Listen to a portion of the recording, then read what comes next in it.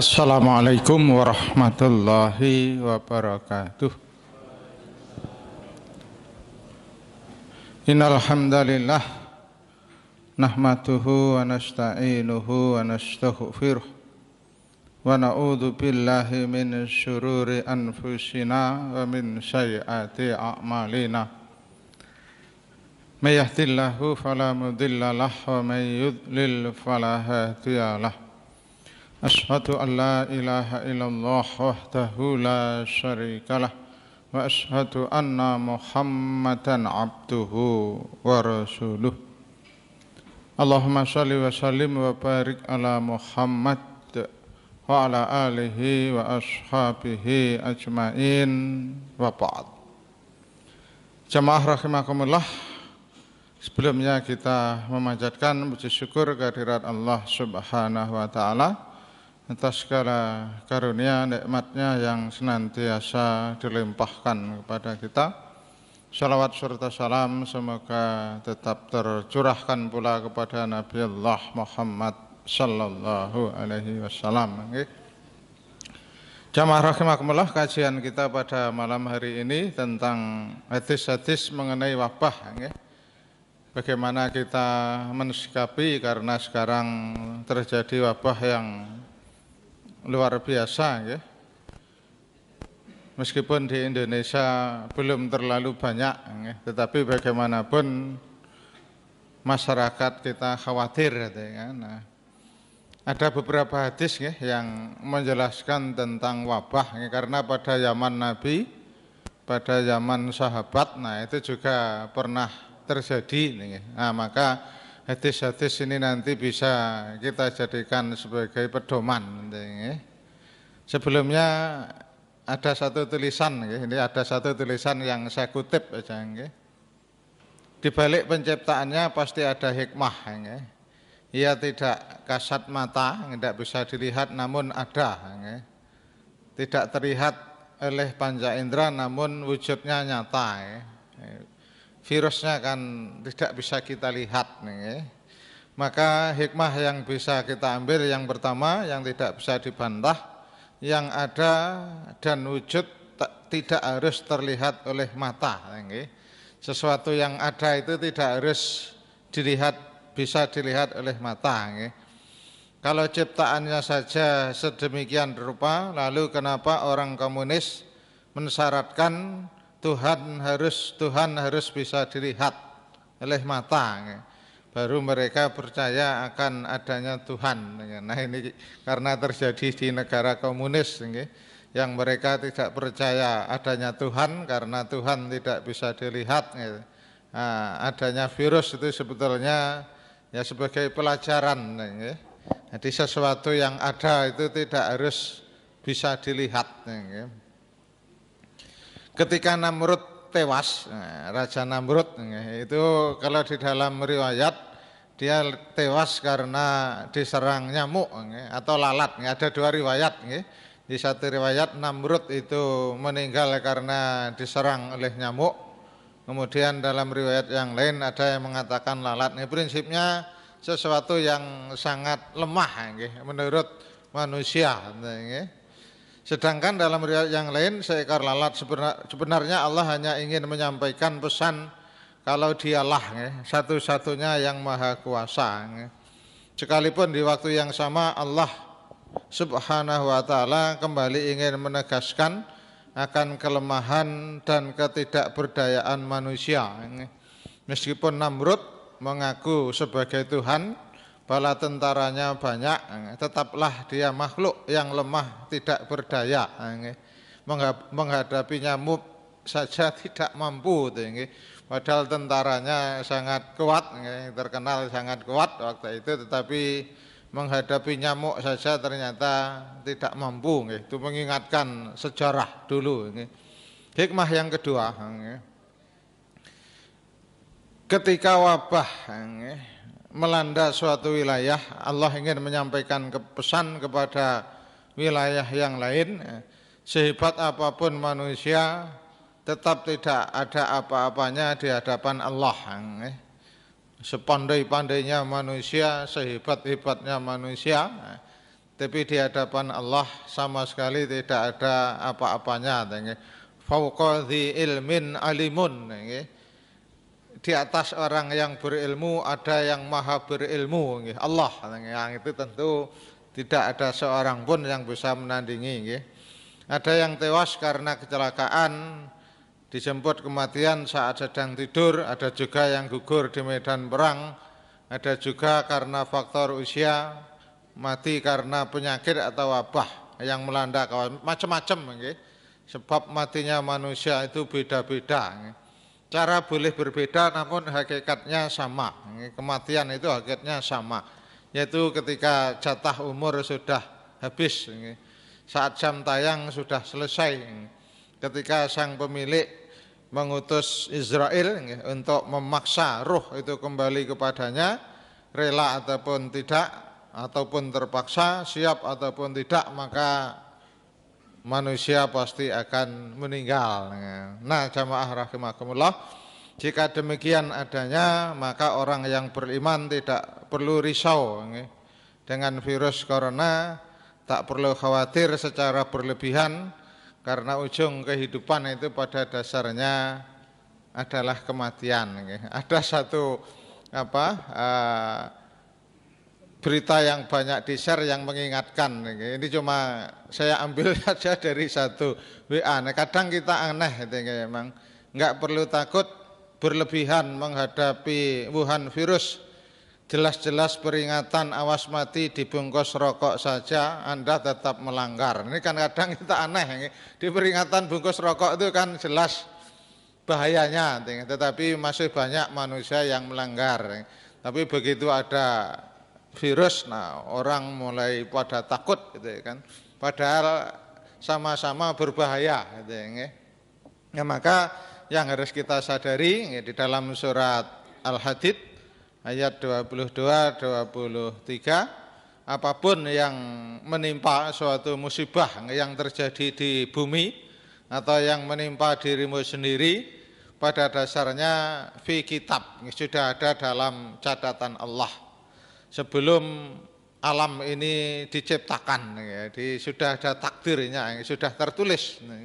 Qabla an nabro'aha, Allah mengatakan sebelum aku ciptakan alam itu. Likailah, yang demikian itu agar kalian tidak berputus asa. Likailah taksau ala ma fatakum, kita tidak berputus asa. Sebaliknya wala tafrohu bima atakum, kalian tidak terlalu bangga dengan apa yang kalian raih. Wallahu la yuhibbu kulla muhtalin fakhur. Allah tidak suka, tidak senang terhadap orang-orang yang sombong lagi membanggakan diri. Nah ini jadi maka pada dasarnya adalah kembali kepada takdir, semuanya sudah ditentukan Allah. Kita berusaha jelas, tetapi pada hakikatnya semuanya kembali kepada takdir Allah. Nah demikian jamaah rahimakumullah hikmah yang pertama. Nah kemudian kita bahas tentang hadis-hadisnya.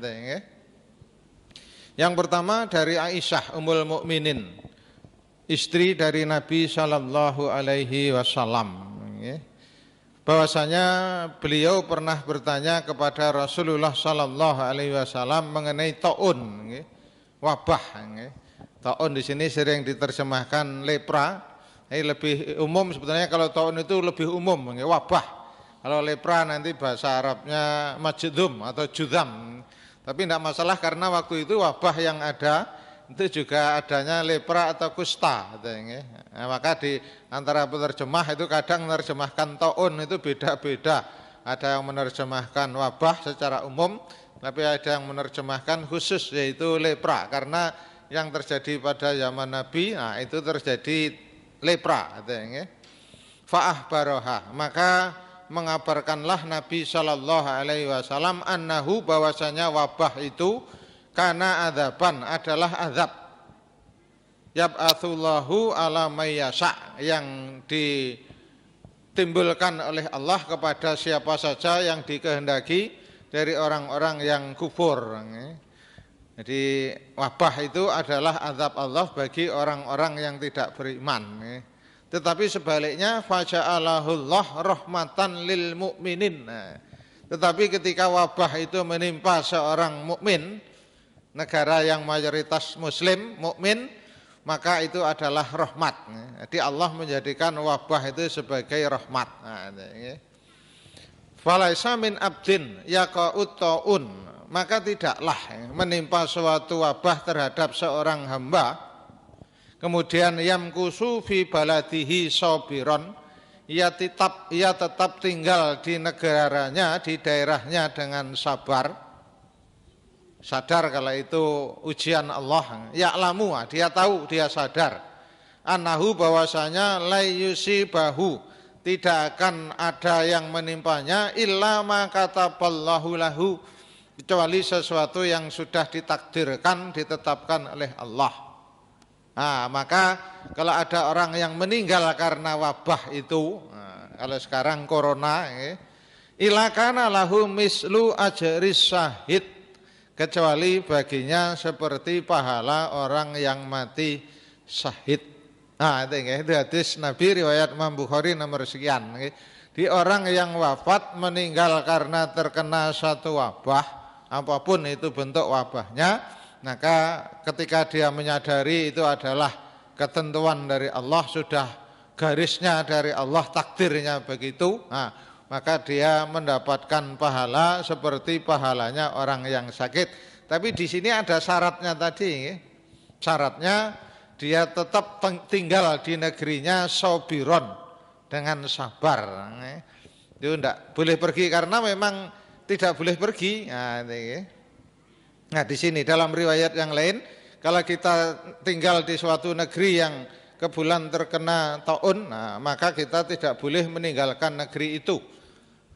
Hukumnya, kalau oleh Nabi, para sahabat memang dilarang waktu itu, karena biar tidak menulari yang lain. Dari Abdurrahman bin Auf, bahwasanya Rasulullah Shallallahu Alaihi Wasallam qala bersabda, idza sami'tum bit-ta'un bi ardin, jika kamu mendengar ada wabah di suatu tempat, di suatu daerah, negara, kalau sekarang, fala tadkhuluha, maka janganlah kamu masuk ke negara itu, ke daerah itu. Kita mendengar di Wuhan ada wabah, nah kita tidak boleh masuk, sebagai upaya agar tidak tertular. Wa idza waqa'a bi ardin wa antum biha, nah, dan jika wabah itu terjadi di tempat yang kamu tinggal, fala tahruju minha, maka janganlah kamu keluar. Nah, itu ada dua-duanya, biar tidak menulari daerah lain. Nah, tapi tadi harus digabungkan dengan pengertian hadis di atas tadi. Nah, kita tinggal di situ harus dengan sabar, dengan sadar, itu adalah ujian dari Allah, karena juga belum tentu terkena wabah. Kalau dia ternyata terkena wabah, wafat, nah dia tinggal dengan sabar, maka itulah yang mendapatkan seperti pahala orang yang mati syahid. Jadi kalau kita tidak boleh keluar karena biar tidak menulari orang lain, nah kita dilarang masuk kalau ternyata di negara lain agar kita tidak tertular, sebagai satu upaya agar kita tetap dalam penjagaan, dalam penjagaan Allah. Jadi sudah ada perintah. Nah, yang sekarang yang dipraktekkan oleh negara, nah, kalau ada yang datang dari luar negeri, nah, yang khawatir kalau dia terkena wabah tadi, nah dikarantina dulu itu kan. Maka yang di Wuhan itu juga begitu oleh pemerintahnya, yang di Wuhan itu tidak boleh keluar kan, dijaga, ditutup, kota Wuhan itu ditutup, jadi penduduknya tidak boleh keluar. Di orang lain juga tidak boleh masuk, kecuali para petugas yang melayani kesehatan, itu pun dengan alat yang sangat lengkap. Nah, itu adalah sebagai upaya agar tidak tertular. Jadi secara fisik, nah kita juga tetap berusaha, di samping kita berdoa, di secara fisik harus berusaha dulu. Nah, di antaranya di sini dari Ibnu Abbas. Dari Ibnu Abbas radhiyallahu an, bahwasanya Rasulullah sallallahu alaihi wasallam telah bersabda, La tudimu an-nadhra ilal majdzumin. Nah, kalau ini yang kusta tadi. Lepra atau kusta itu majdzumin. Janganlah kalian memandang terus-menerus orang yang mengidap penyakit kusta. Nah, biar tidak tertular. Wallahu alam, mungkin memang penularannya bisa melalui pandangan yang penyakit kusta ini. Karena bagaimanapun itu adalah perintah Nabi pada waktu itu. Riwayat Imam Ahmad nomor sekian, Ibnu Majah nomor sekian. Nah, kemudian juga di antara untuk menghindari wabah itu dari Jabir bin Abdillah radhiyallahu an, beliau meriwayatkan bahwasanya Rasulullah sallallahu alaihi wasallam telah bersabda, Wattul ina, tutuplah wadah-wadah air, ikat dan tutuplah tempat air. Sebetulnya bukan hanya tempat air, kalau ina itu pada dasarnya bejana, kalau artinya sekarang sering disebutkan artinya bejana untuk wadah makanan lah, sesuatu yang kita konsumsi, yang kita manfaatkan untuk mandi air, nah itu harus ditutup. Itu Nabi sudah memerintahkan 1400 tahun yang lalu. Karena menurut keterangan dari Rasulullah, fa inna fisannah, karena dalam setahun itu lailatan ada satu malam yanzilu fiha wabah, yang turun pada malam itu suatu wabah. Di pada satu malam di antara setahun itu akan ada turun wabah. Kapan malamnya tidak ada satupun yang tahu.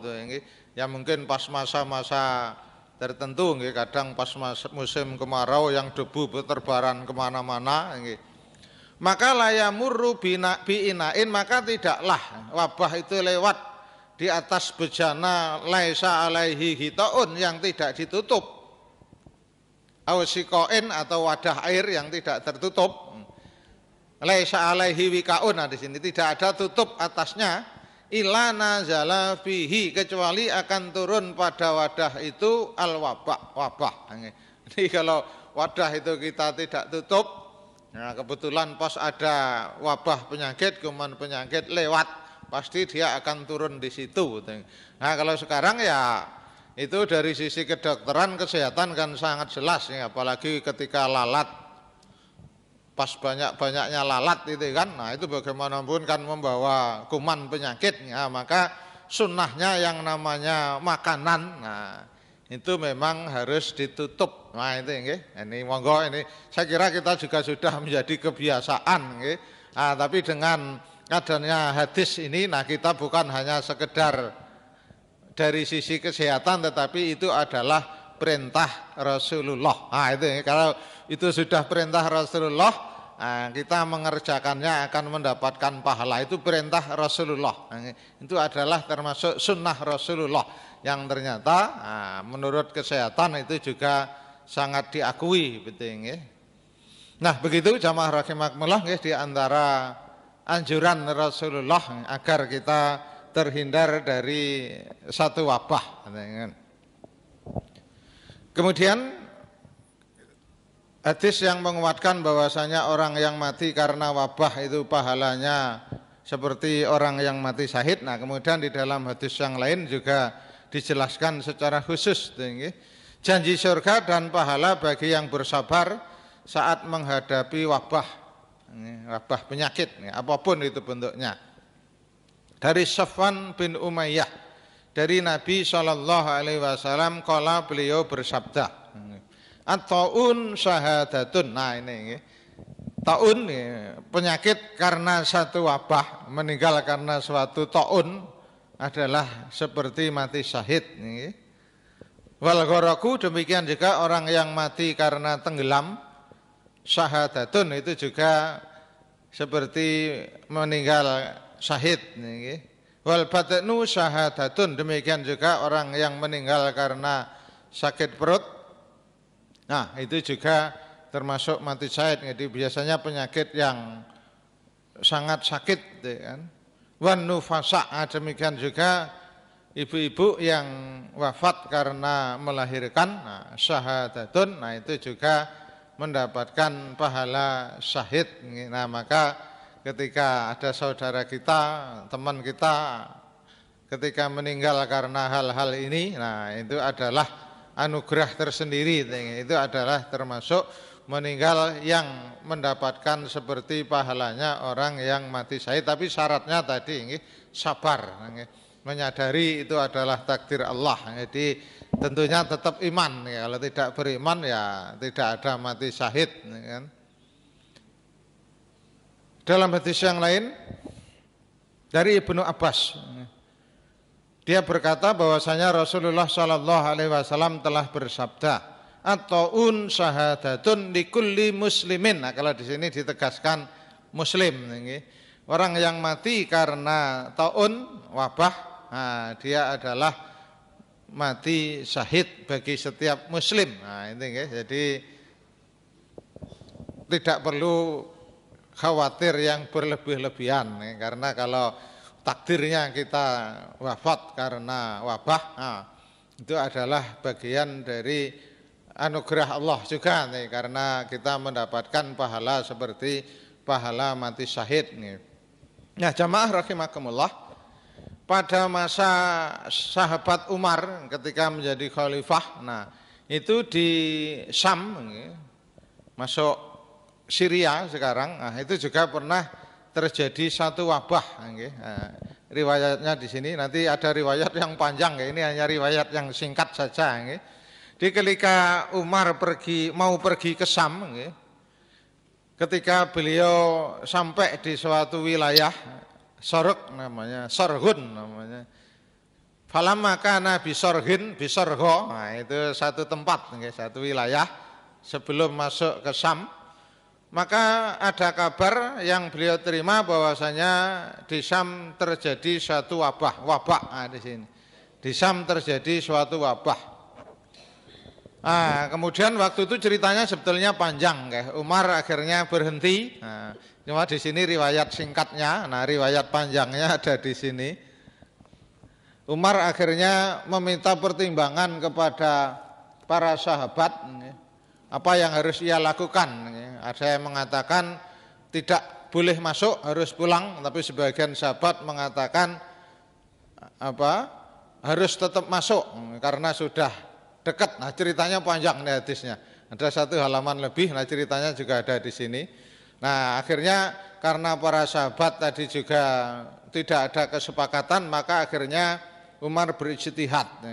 Umar berijtihad, kalau begitu besok kita pulang. Sungguh aku akan mengendarai tungganganku untuk pulang esok pagi. Nah, itu ceritanya.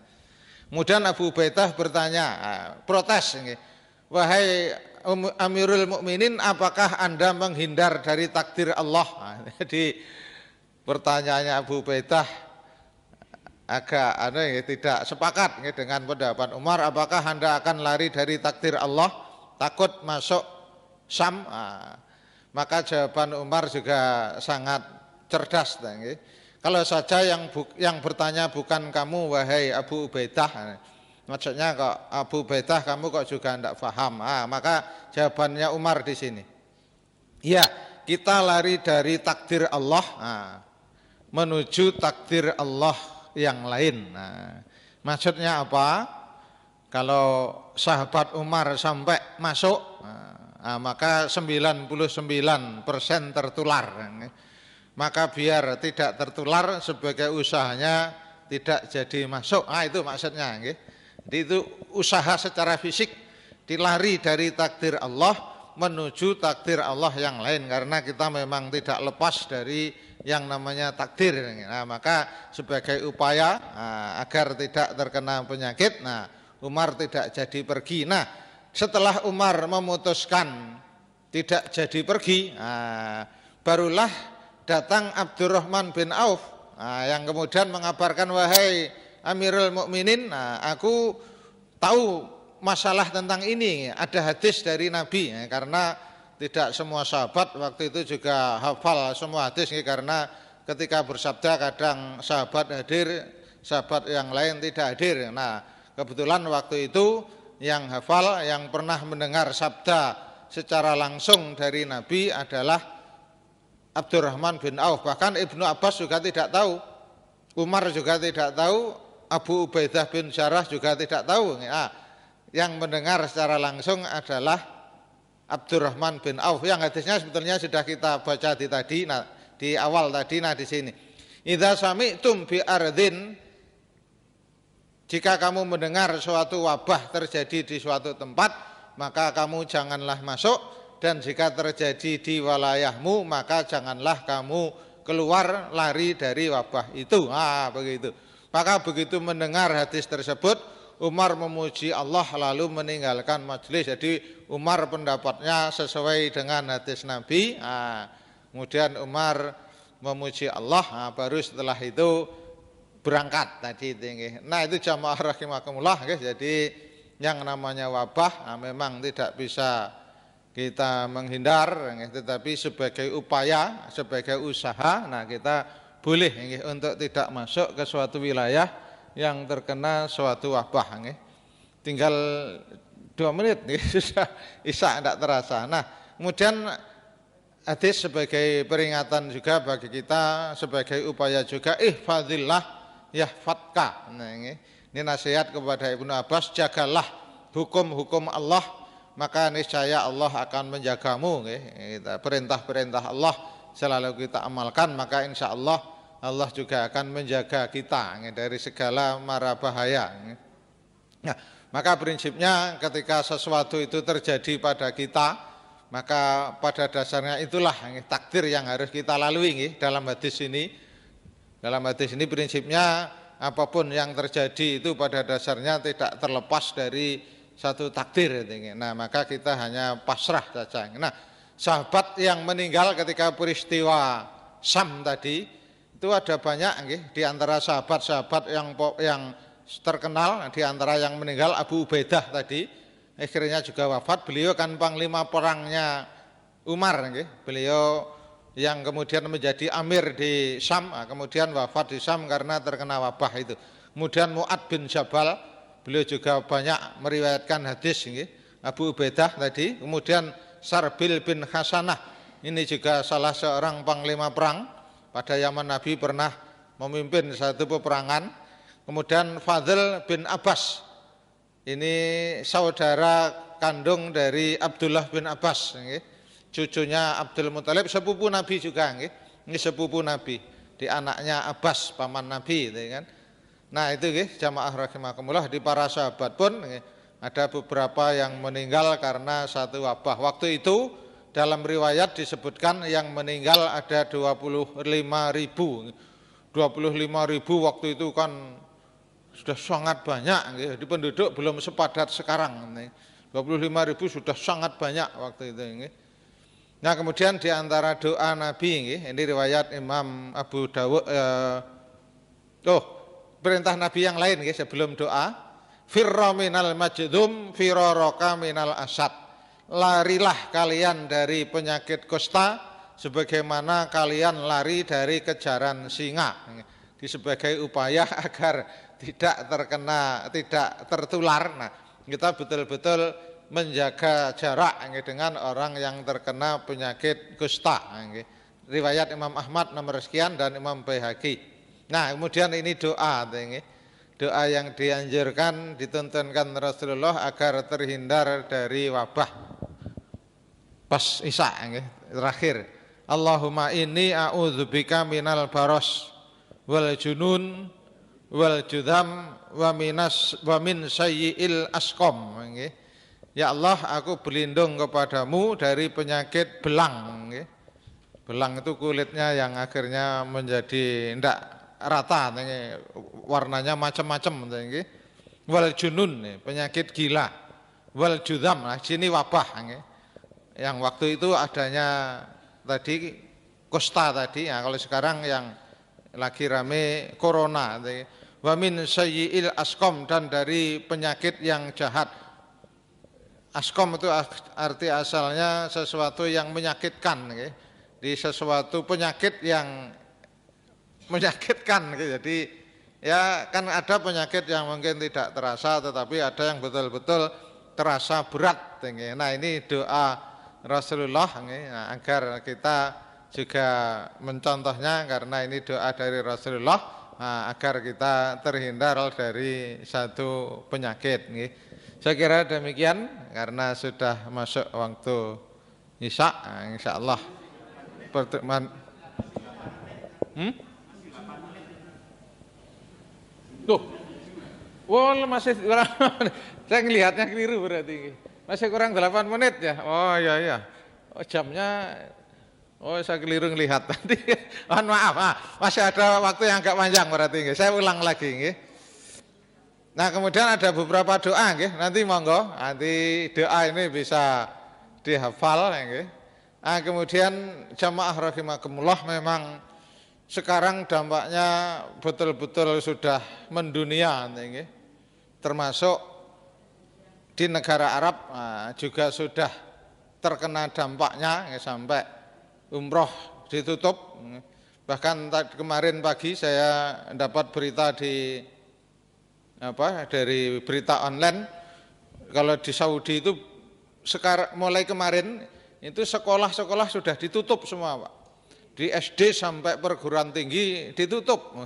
Saya penasaran masa sampai ditutup gitu. Nah, kemudian kebetulan ada beberapa murid saya yang sekolah di sana, saya SMS, Mas, kenapa betul ini sekolahnya ditutup? Ya betul Ustadz, sejak tadi pagi saya sudah tidak sekolah, hanya di asrama. Ini karena memang pengaruhnya memang sudah sangat mengkhawatirkan, karena kalau apalagi di sana kalau sudah betul-betul masuk itu kan cepat sekali kalau di sana. Nah, maka demi menjaga keamanan itu, nah akhirnya ditutup. Karena yang namanya haji ditutup itu juga ternyata sudah sering kali saya mencari melacak tadi di dalam beberapa satu berita. Nah, ternyata haji itu, nah itu sudah 40 kali, Pak, itu ditutup dalam sejarah. Nah, tahun 2020 ini, nah kalau ini belum teratasi, nah kemungkinan sekali juga ditutup. Jadi dalam sejarah itu ada 40 kali haji itu ditutup. Nah, cuma yang tercatat karena korbannya banyak, ini ada beberapa ini yang kebetulan saya tulis.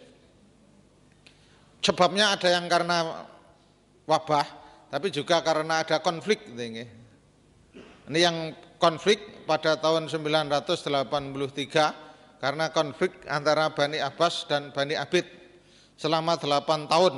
Jadi selama 8 tahun itu khususnya dari Irak itu dilarang melaksanakan haji. Kalau beberapa tahun yang lalu kan Iran yang tidak boleh haji kan, karena ya konflik antara Arab dengan Iran waktu itu. Tapi kalau sekarang sudah boleh. Kemudian 1257 penduduk Hijaz yang dilarang haji. Pada tahun ini tidak ada satupun jamaah haji yang berasal dari Hijaz. Kali ini sebabnya konflik. Nah, kalau di sini mulai virus, di sini ada virus penyebaran epidemi yang parah. Kali ini lepra, kusta waktu itu. Mesir sampai turun tangan, menurunkan beberapa ahli medisnya. 1864 1000 jemaah haji meninggal per hari. Di waktu itu 1000 meninggal per hari itu kan sudah sangat luar biasa. Madinah mengalami epidemi 1000 penziarah meninggal per hari karena wabah sangat berbahaya. Mesir terpaksa mengirim dokter dan membangun karantina di Mekah dan di jalan dari Mekah ke Madinah. Waktu itu tentunya ilmu kesehatan belum seperti sekarang. Itu tahun 1864. Ini yang korbannya banyak aja yang terdata, yang saya temukan datanya di sini. Tahun 1814, sekitar 8.000 korban meninggal dunia akibat wabah terjadi di wilayah Hijaz. Aslinya di wilayah Hijaz, tapi menyebar. Wabah India, tahun 1831, wabah yang dipercaya berasal dari negara India. Sekitar 3/4 jamaah haji meninggal. 3/4 itu kan berarti yang hidup kan tinggal 1/4 gitu kan. Waktu itu Kemudian tahun 1837 epidemi lagi ini kalau epidemi di situ waktu itu yang ada memang taun tadi lepra atau kusta tadi. kolera juga. 86 yang kolera, 1846 yang kolera. Kolera berimbas pada jemaah haji hingga ibadah ini ditiadakan dan berulang pada 1850, 65, 1863. Karena khawatir kalau jemaah semakin banyak yang menjadi korban. Kematian meningkat karena kolera.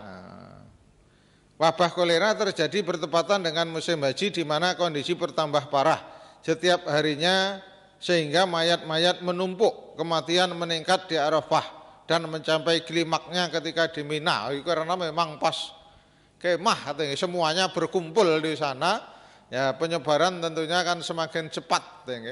Karena kalau pas Arafah semuanya kan wajib kan, karena Al-Hajj Al-Arafah kan.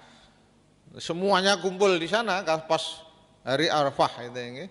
Nah, ini yang semakin mempercepat berkembangnya virus tipes. Pandemi yang mirip dengan demam tifoid atau disentri terindikasi dari konvoi yang datang dari Madinah 1895 ini. Nah, kemudian yang mulai abad modern mulai setelah ini tidak ada selama hampir 100 tahun baru 1987. Nah, ini yang sampai sekarang kita wajib vaksin meningitis. Nah, karena tahun 87 penyebaran yang cepat, setidaknya 10.000 jamaah haji terinfeksi meningitis pada tahun itu. Ini banyak sekali waktu itu. Nah, maka bagi jemaah umrah ataupun haji sekarang wajib meningitis karena itu masih kemungkinan tumbuh. Tapi kalau yang lepra, yang kusta itu sudah tidak wajib vaksin karena dianggap sudah hilang. Tapi meskipun mungkin masih ada, karena terakhir kali yang pernah saya baca kalau kusta lepra itu di Afrika, yang kemudian itu dikeroyok oleh para ahli dari barat yang untuk menanggulangi kusta itu sampai akhirnya dinyatakan bebas dari kusta itu sekitar tahun hampir 2000-an lah. Itu baru kusta itu dikatakan insya Allah sudah selesai. Tapi ya namanya wabah tidak tahu lah, suatu saat muncul. Tapi kalau sekarang sudah tidak ada vaksin itu, yang ada sekarang meningitis itu. Meningitis itu konon dari Afrika juga. Nah, karena kalau sudah kena itu juga berat. Kalau terkena meningitis itu, nah maka bagi jamaah umroh ataupun haji wajib untuk vaksin meningitis. Nah, kemudian tahun 20 ini wallahu a'lam, tapi semoga saja wabahnya tidak berlanjut, segera teratasi, karena kalau itu sampai terjadi belum teratasi, nah tentu haji kemungkinan besar juga ditutup, karena yang umroh sampai sekarang juga belum dibuka. Yang umroh sampai sekarang belum terbuka. Nah, kita waktu umroh, saya sampai Madinah waktu itu hari Senin, hari Rabu ada kabar umroh ditutup. Hari Rabu Pak Murad? Hari Rabu kan itu, saya kebetulan bertemu Pak Murad di Masjid Kuba waktu itu. Beliau tidak cerita kalau mau umroh, begitu saya di sana, masya Allah, nah, takdir Allah kita bertemu di sana padahal ribuan orang di sana. Pak Murad tidak cerita kalau mau umroh, ternyata berangkatnya hampir bareng. Bertemu di Kuba waktu itu, di Masjid Kuba. Alhamdulillah. Nah, sehari setelah kita tinggal di sana, Senin, Selasa, nah Rebo, nah itu sudah ditutup. Bahkan ada ceritanya waktu itu ada jemaah Indonesia yang sudah sampai Jeddah, nah, sudah di bandaranya Arab, nah itu tidak boleh masuk Mekah, Madinah, kasihan banget. Tapi konon nego hampir seharian mereka tertahan di bandara. Saya dapat kabar dari mutawif jamaah haji, jamaah umroh yang lain, konon sore hari baru boleh masuk. Nah itu ceritanya. Saya kira itu karena sudah masuk waktu Isya. Nah semoga kita mendapat lindungan dari Allah Subhanahu wa taala. Amin ya rabbal alamin. Assalamualaikum warahmatullahi wabarakatuh.